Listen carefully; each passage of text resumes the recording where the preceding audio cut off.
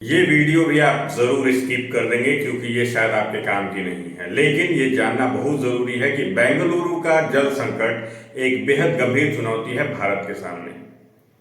और उस परिस्थिति में जब अर्बनाइजेशन और इंडस्ट्रियलाइजेशन लगातार भारत में अपनी पैठ बढ़ा रहा है, शहरीकरण लगातार बढ़ता जा रहा है, तो शहर के इर्द गिर्द जितने जलाशय हैं वे कहीं ना कहीं जमीनों में तब्दील हो रहे हैं ताकि उन पे बड़ी बड़ी सोसाइटीज बन सके, बड़े बड़े निर्माण कार्य हो सके।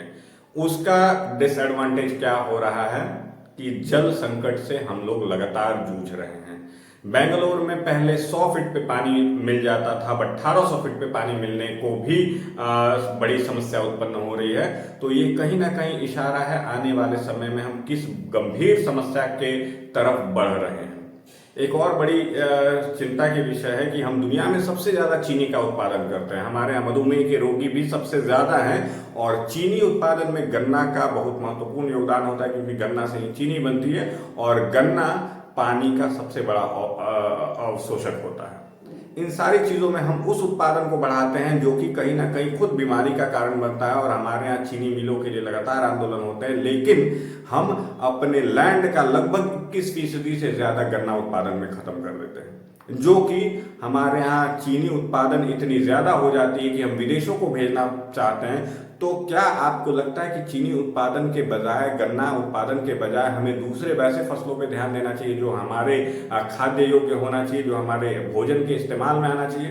लेकिन हम वो बेवकूफ लोग हैं जो उस दिशा में आगे बढ़ते हैं जिससे दुनिया पीछे हटती है। हम नई चीजों को छोड़ के उसी पुरानी परंपरागत चीजों पे ध्यान देते हैं जिससे अपना भी विनाश होता है, अपने जमीनों का विनाश होता है और अपने आने वाले भारत के भविष्य का विनाश होता है।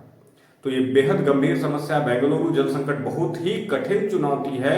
आने वाले समय में सरकार और आम लोग कैसे इससे निपट पाएंगे ये देखना बेहद जरूरी है।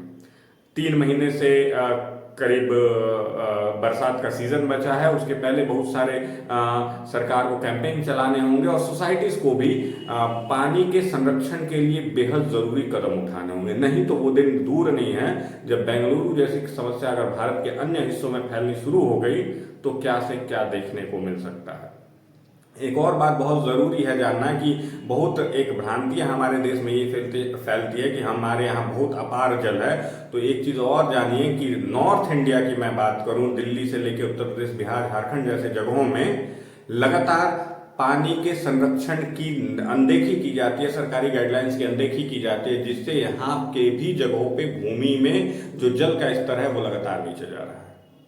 ये वीडियो जनरली बहुत कम लोगों के समझ में आएगा क्योंकि हमारे यहाँ बेहुद्दों की कमी नहीं है, उनको इन चीज़ों से मतलब नहीं है। लेकिन ये मेरा मैसेज उन समझदार लोगों के लिए है क्योंकि समझदार ही समाज के पथ प्रदर्शक होते हैं जिनके वजह से समाज सुरक्षित रहता है।